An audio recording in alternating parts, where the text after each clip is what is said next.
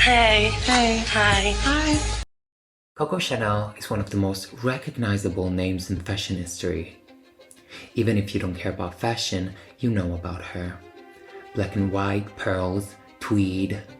She exists less as a person and more as a feeling. And that's exactly the point. Because Coco Chanel didn't design clothes. She designed meaning. She designed taste. She designed herself.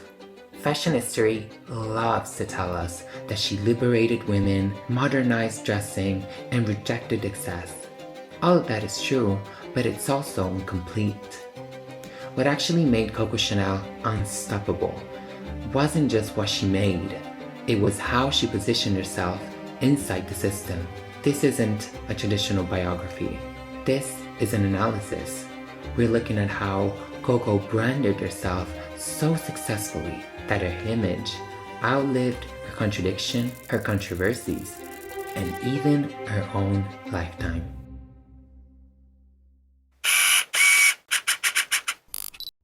She also learned very early on how to reshape her story. The orphanage wasn't framed as abandonment, but as discipline. Poverty wasn't presented as lack, but as clarity. Even her name was a lie. Gabrielle was a girl who had nothing. Coco was a woman who owned everything. Clock that T. To get why she was radical, you have to see what she was fighting. The early 20th century was the era of status. Women were shaped into the letter S by corsets that moved their organs. Clothing was decorative and frankly exhausting. Then comes Chanel, her weapon of choice, jersey. In 1913, Coco opened her first boutique in Deauville. The collection was quiet but radical. Jersey dresses that moved with the body, soft blouses, and hats that crowned each look without screaming for attention. Nothing constrained, nothing weighed down, just simple, elegant freedom in fabric form. The town's high society didn't just notice the clothes. They noticed the woman behind them. From the very first sale, it was clear. Coco wasn't just making fashion, she was writing the rules. Coco's entry into the fashion world wasn't solo. Etienne Balsan, a wealthy textile heir, noticed her ambition and style. And he brought her into a world where she could have only dreamed of entering. He funded her lifestyle, gave her access to high society, and unwittingly became part of her brand story. And my man, thank you to my man. But Coco didn't stay in anyone's shadow. She took the opportunity, absorbed the lessons, and used the resource for her to make history. She introduced the deconstructed silhouette. Straight lines, drop waist, no corset. She wasn't just liberating women, she was giving them autonomy.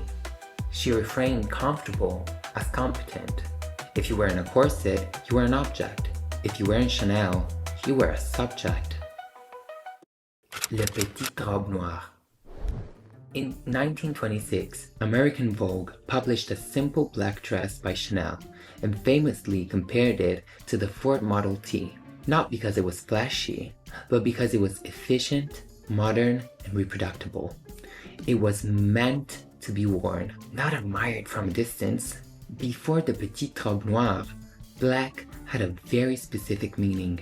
It was the color of servants, widows, and mourning. It signaled He said, hips and thighs. Hips.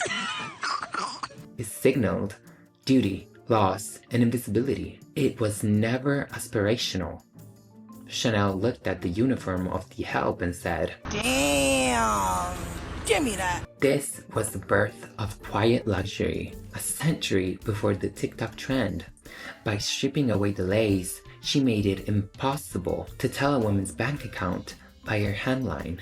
She made simplicity the ultimate signifier of intelligence. If you were overdressed, you were trying too hard. But if you were in Chanel, you weren't making an effort. I'm a bad bitch. Architecting the myth. Coco didn't just live her brand, she fortified it. Her apartment wasn't a home, it was a curated set. She used the camellia flower because it was scentless and it didn't interfere with her perfume. She understood proximity as branding. She surrounded herself with the high modernists, Picasso, Stravinsky, Cocteau. She knew that if people saw her with geniuses, they would assume she was one too. And when the truth got messy, Coco simply rewrote it. Wartime controversies, lovers, rivals, she edited, reframed, or quietly erased them. She understood something few ever articulate. Legacy isn't built on transparency, it's built on consistency. Say it often enough, perform it convincingly enough, surround it with the right visuals, and what you want people to believe eventually becomes fact. The Afterlife. Chanel's greatest design wasn't a suit or a dress. It was a blueprint, a system that could survive her absence. I am so powerful. My mind, it amazes me sometimes. By the time she passed, she had built more than a brand. She had constructed a visual language, a set of codes that anyone could recognize but very few could fully replicate. When Karl Lagerfeld took over in 1983, he didn't try to be Coco.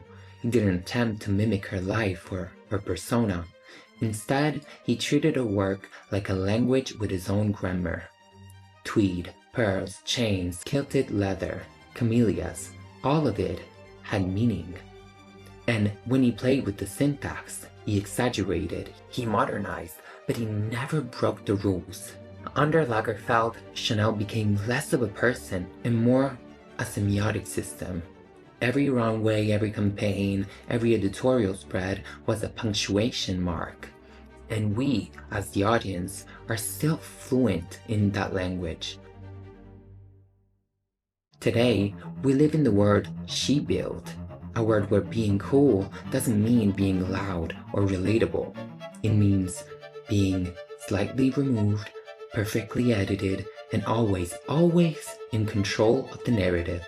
In a digital age where everyone is oversharing, where visibility is often confused with authority, Chanel's greatest lessons remains restraint. She didn't want the world to know her. She wanted the world to recognize her. Every detail of her life, every garment, every choice, it was calculated, curated, and intentional. She didn't just design clothes, she designed the meaning of the woman who wore them. She created a language of elegance and control that could be understood without explanations, repeated without effort, and sustained across generations. Coco Chanel didn't just make fashion, she made a system, a way of being, a legacy that survives her lifetime. Thank you everybody, this was Fashionology. If you enjoyed this deep dive, hit the subscribe button and join the movement. We have a lot more to talk about. Bye.